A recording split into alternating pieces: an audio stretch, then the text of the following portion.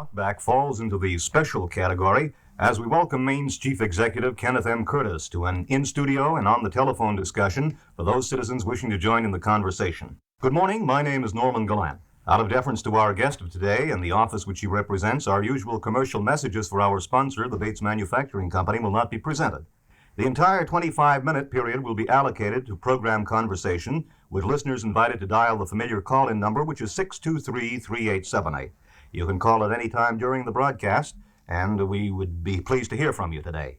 Governor, in checking out my records this morning, I find that the other appearance which you had on our Talkback show was back on October 1st of 1965, and of course much has happened since that time. I was wondering, in getting our conversation off to a good start here this morning, if you can explain to us perhaps what the transition, was there much adjustment that was necessary for you to follow from the Secretary of State position to that of Governor for you and your family? Well, I think that coming from any job to the office of Governor is a transition which is, I don't think is ever really complete, because it's a type of job where there's just something completely different almost every day of the week. So I don't really expect to ever be fully implanted in the governor's office, and I think that's a good thing, because I think the office is designed in such a way that it belongs to no one man, and so it's a day-by-day proposition. What you're saying here, in a sense, is that this is an experience all in itself. Not too many have this opportunity of going through this. You're learning something every day, aren't you? That's correct. And of course, today technology is changing so fast that problems occur much differently than they used to, because new things crop up daily now, where they used to crop up yearly. We were at one time somewhat of a lazy state. You took things in its pace, but today things have speeded up considerably to that which they were in those days. That's right. Well, I thought we might also discuss here what, in your consideration, are some of the biggest problems which we are currently facing here in the state of Maine. Also reminding our listeners at this point that the telephone lines are open. It's 623-3878 for any of you who wish to call in and speak with the governor. Well, I'd say that our problems that we face today are really not too much different than they have been for probably the last 25, 30 years. And, namely, it's a question of we're trying to operate a very, very big state, a state that's twice the size of the other New England states put together, on a very, very limited and narrow tax base. We have a population of less than 1 million people. We're trying to maintain and build around 4,500 miles of roads, and we're trying to keep pace with our school systems and our welfare programs, and we're trying to do it on a limited amount of money.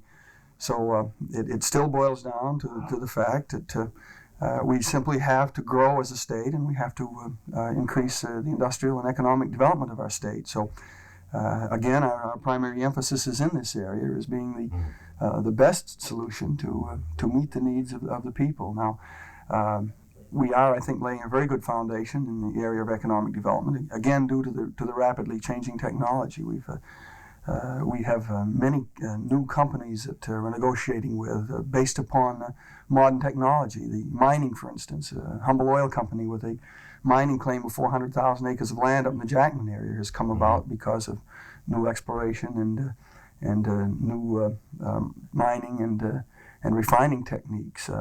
We have a great deal of interest around Washington County because of the deep water that's available up there now to handle the new super tankers and the new super oil carriers that are being built. So it's this type of thing that's rapidly changing the whole picture of industrial development. So we're quite optimistic that we're going to cash in on some of the new technology. You mentioned Washington County. Is this one of the sleepers in an area of the state that you anticipate that there may be a big breakthrough, and that the conditions which have been prevalent over the years will suddenly find themselves completely reversed? Could very well be. I've been very encouraged by some of the interest that's been expressed by major companies in the Washington County area over the past year. As I say, there are a great many resources in Washington County, and the hope to really reversing the economic trend that has existed so long in the county is again the coming of new techniques, new industries, because I think it's evident to all we're certainly not going to solve the economic problems based upon the economy of the past. Because it's just not possible. But we are very optimistic. Of course, at one time, if the Passamaquoddy tidal power project had been built, this would have created a boom period for Washington County. It wasn't, but here again, we were on the threshold of great progress, and this was due to a resource that existed there. Now, there are other such resources that I think will be developed. You know, in speaking to someone in DED several years ago, one of the things that they talked about was futuristic projections with regard to the state of Maine. Conceivably, a city which would be right smack in the middle geographically of the state, that this could do a tremendous amount for the economics of the state of Maine. Well, there's no question that this would be true. However, I think for the foreseeable future that most of our economic growth is, by necessity, going to have to be centered around an area where we have some specific resource to build around. Now, these resources can take a great many forms. For instance, here in the Augusta area, certainly the growth in state government is a resource, and that actually the city enjoys a great deal of economic benefits from. And in Bangor now, the phasing out of the Air Force, which might be considered to be a disaster to some, to others creates a resource. This tremendous airfield with all of its facilities gives us something to build around. And in the greater Portland area, it's interesting to note, probably one of our greatest resources here is the fact of our proximity to the growing markets to the south, and so that a lot of the satellite industries that are moving out of the metropolitan areas find the greater Portland area very, very convenient to them. So, as I say, a resource isn't simply a type of ore or oil or something of this nature. It can take many, many forms, but there has to be something to be derived by industry in order for us to have really a good product to sell.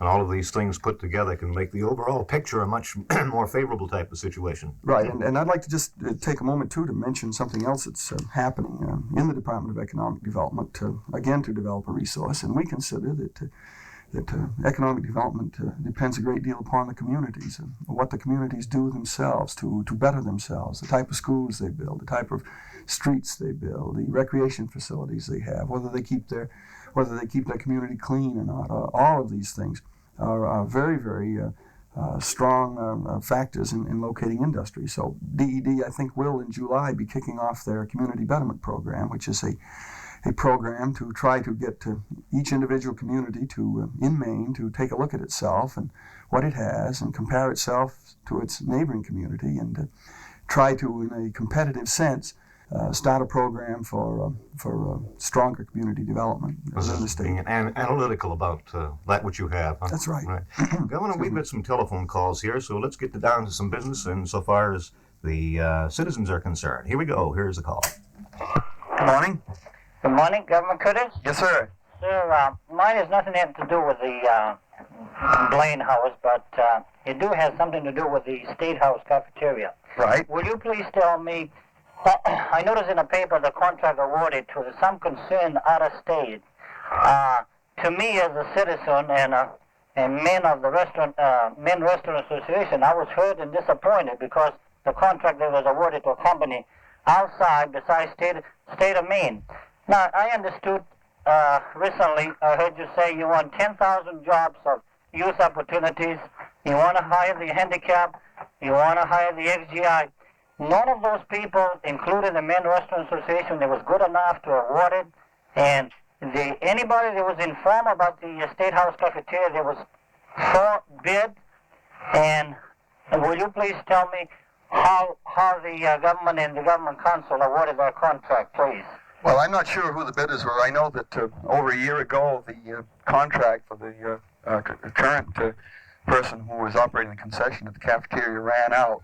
And I know that the state awarded 2 6-month extension to the operator. And in the meantime, of course, the concession was put out to bid. Now, I don't know myself personally how many different companies did bid on the concession. I think it is unfortunate that many times when we do put things out to bid on the state basis that they often and unfortunately go to firms outside of the state. However, we are in the business here in Maine of trying to give the best service we can to the taxpayers per dollar, and so I think we find that the only way that we can do it as a government is to use a competitive bidding system in order to try to provide the service for the taxpayers. And unfortunately, some people out of state underbid people within our own state, which I think is unfortunate, again, because it would seem that people within the state could bid lower than those out of the state, but oftentimes this is not the case. Yeah, that's right, but the way I read it in the paper, there was no other bids except the company that was awarded to. Now, to me, I think and there was not publication on the matter at all, and I think we should have found somebody ourselves in the state of Maine in here to run that. We collect the taxes, we support you financial and moral and every way we can, and now this is, to me, it was a shame, you know what I mean, for the citizens of the state of Maine and the Maine Restaurant Association. Well, I know this was handled through the Bureau of Purchasing, and as to how many bidders there were, as I say, I'm not familiar. It was in the paper of Governor Curtis, there was one, no other bidder. There was the company from, I don't recall, it was Maryland or Ohio. Well, I'm not familiar with why then other Maine firms didn't bid, because I'm sure it was well known, because the contract expired, as I say, over a year ago, and in order to give as much consideration as possible to the persons that had operated the concession for a number of years, I know the Governor and Council gave 2 6-month extensions just to simply many reasons, because frankly, we liked the fellow that had been doing it. He was from Maine, and we certainly wanted to give him an opportunity to bid himself and to phase out if he wasn't going to bid. And as I understand, the person from Maine who operated it didn't wish to bid again and decided to retire, and so didn't. And I'm at loss as to why Maine people didn't submit more bids. Well, I don't think they was well informed, that's why. Well, I'm not sure. I couldn't this morning tell you about the advertising that went on, but I'm sure it was publicized because it's required by law to do so. Sir, there was not another bid that was in, so I presume they was not informed at all. Well, I can't be responsible for people understanding. Please don't take it that way. But I'm sure that the thing was done in complete bidding accordance with many contracts. It's not unusual today, and it's very frightening to me as governor to find that on many bids that we're only getting one bidder, and this is certainly not good for the taxpayers if we can't get more competition for state contracts. Okay, thank you very much. Thank you for calling. Thank you. Bye. Governor, we've got another call here. Here we go. Good morning. Good morning, Governor Curtis. We hear a lot about industrial development and so on. What is being done more about recreational development? I feel Maine's biggest asset is its people and its natural beauty. Well, I think you're right. This is certainly one of our greatest assets. I think that as far as the state is concerned, that we don't try to say that Maine should be strictly a recreation state or Maine should be an industrial state. I rather hope that we take the view that we should develop all of the resources that we have, and that recreation development is an important industry. So, of course, we have here in Maine the Maine Recreation Authority, which has been created to guarantee loans for recreation development. We devote a major segment of our effort within the Department of Economic Development to recreation development. In fact, we've been under some criticism over the years as a state because we spend so much more money advertising for recreation development than we do for industrial development. So I think it's been very well recognized that it is a very, very important asset. Now, as a state, we've been trying and working very hard to try to stimulate the further development of the ski industry so that we can develop a more four-season type of recreation atmosphere and to offset some of the short seasons that we have. And we've been trying to look at our highway programs and other programs with an eye towards recreation development. So I think that you're going to see a great deal more development in the future in the recreation area, and I think you're going to see the state playing a bigger role than in the past. Is there a chance there may be a larger fine, an increase in the fines for littering? Pardon me, I didn't quite understand. Is there apt to be an increase in the fines for littering or for having junk cars on the side of the road and this type of... Well, I don't know of any move to increase the fines for littering. I do know this, that due to the efforts of the Keep Maine Scenic Committee, that over the past 2 or 3 years that we have reduced quite drastically the cost of cleaning up litter on the highway. So I think there's a slight amount of progress being made here to educate the public not to litter, and it's being reflected again in decreased costs in cleanup. And I feel very sure that this fall that there'll be legislation being prepared for greater billboard control on our highways. And I do note that many communities on the auto junk cars are taking much more direct action themselves in trying to remove the cars from our highways. And again, as I mentioned earlier in the program, that we see this as being a very, very important factor in the community betterment program that we envision, because if we could somehow develop a spirit among every citizen to, if he has a junk car, rather than leaving on his front yard, haul it out back, or take it to a dump, or have it disposed of, or not to litter his own property, then we can come a long ways in cleaning up. And I was greatly impressed in a recent trip that I took to South Dakota, which is a very, very rural state. And the cleanliness of the state, you just didn't see junk cars, and you didn't see yards in disrepair. And I can only conclude that this is largely a result of great pride among the citizens of the state. And I think this is what we're trying to develop through the community betterment program, is greater pride among the citizens. And if we can do this, we can do much more than we can simply through laws. I hope so. I was born and brought up in Maine, and I think it's the best state in the union. It's the most beautiful. I certainly agree with you there. Thank you, Governor. Thank you.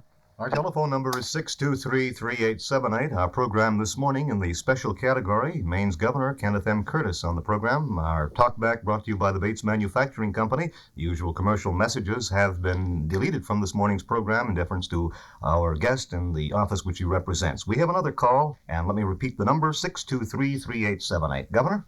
Sir, good morning. Good morning.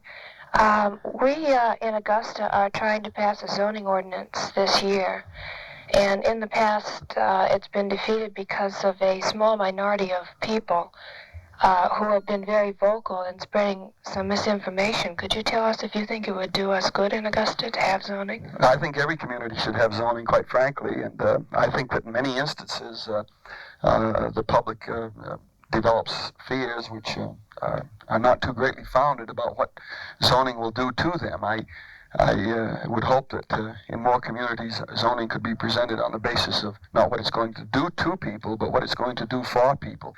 I think here in Augusta is a fine old city that is becoming dilapidated in a few areas, very, very similar to many other cities within the state. And really, to reverse this is not a matter of great expense, and I don't think a matter of great hardship. It's a matter of really citizens' participation and the passage of laws and ordinances that would permit this to be done. And I think that when this type of action is taken, that every citizen benefits, because you have a community that's more attractive to industry, you have a community that's more livable, and you certainly just bring in more people, you bring in more business, and everybody's economic status is upgraded. But zoning is a very difficult type of thing to get passed in many communities of the state, because it does affect, from the immediate future, a few people who at least feel it affects them adversely, and so therefore you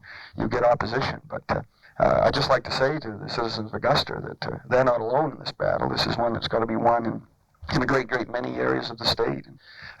In fact, it's one that's really got to be won also in our rural areas, because we have, in our state, we still have no zoning for wildlands. And we have many, many lakes up in the northern part of the state which are virtually uninhabited and have not been developed as yet. And with proper zoning, we can preserve some for strictly scenic type of uses for the future. We can zone some for commercial uses, but in short, we can plan our state and utilize our resources that we have left in the best manner through some form of zoning. So I just feel that it has to come in time.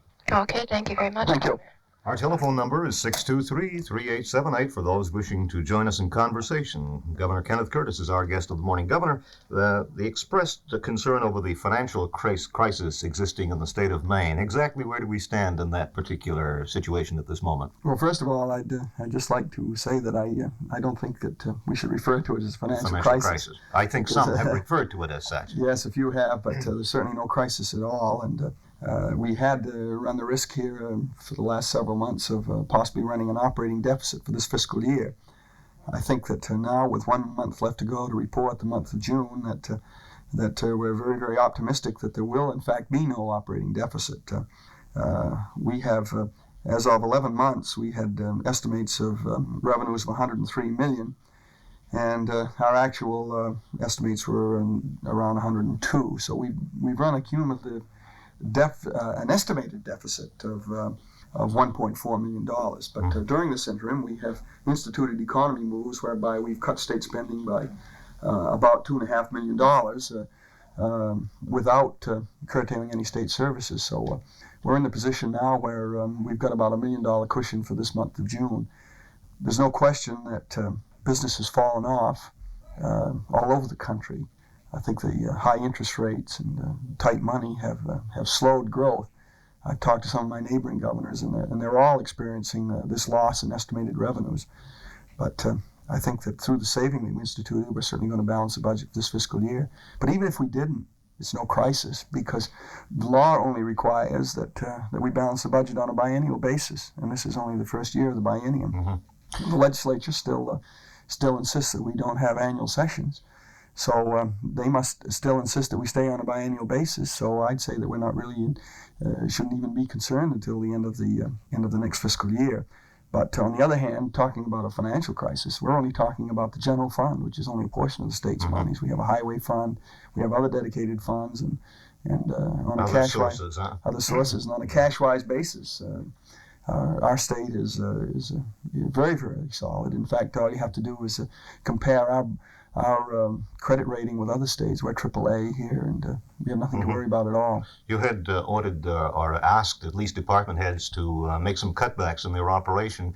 Does this mean that we will get back into the normal flow, and some of the business that may have been interrupted will be back in the normal flow of business as this thing comes to pass? Well, we'll be back in the normal flow by July 1st, but I'm not saying that even if we're running ahead of estimates that we haven't learned a pretty good lesson here in this fiscal year, because, as I say, voluntarily we have had the State Department's institute savings of $2.5 million, and to my knowledge, no one has suffered a bit. So if we were running $10 million ahead next fiscal year, I'm not so sure that halfway through the year I wouldn't have our budget office take a good hard look at what the State Departments are doing, and if there's a little money laying around there, I think perhaps we would give it back to taxpayers rather than buying extra typewriters and things. Great. We've got some more telephone calls here. Here we go. Good morning. Good morning. Governor Curtis? Yes, sir.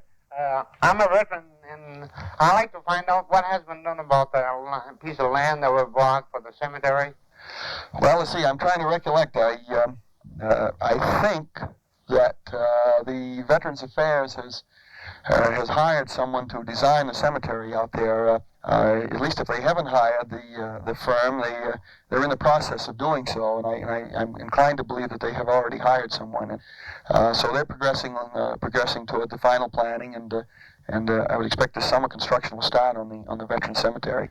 Is there any truth in someone told me that someone else was bidding for that land?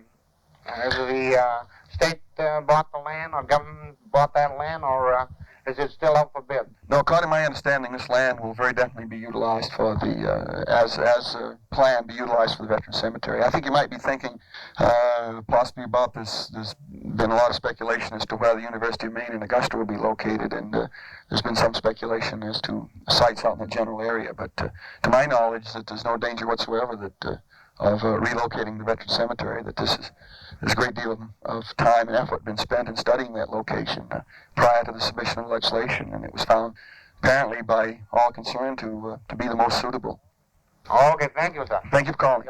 Governor, we've got another call here. I'm going to ask the person to hang on to the line, and the governor will converse with them immediately after the broadcast. We have come to the end of our time. I certainly want to thank you for taking time out of your busy schedule. I know that it is sometimes difficult to plan these things. This has been something we've waited for a long while. It finally came to materialize this morning. Well, thank you very much, Norm. I certainly appreciate the chance to get together with you, and I might apologize for not doing it more often. I guess perhaps this summer we find a little bit more time to get away from the office than when the legislature is in session. Well, good. Maybe we can do it again. Huh? Thank you. Very good. Tomorrow we'll be back with another Talkback presented by the Bates Manufacturing Company. At that time, Mr. Peter N. Kairos, candidate for the office of Congress, the incumbent from the 1st District of Maine, will be our guest. That's tomorrow on Talkback. This is your main attraction. WFAU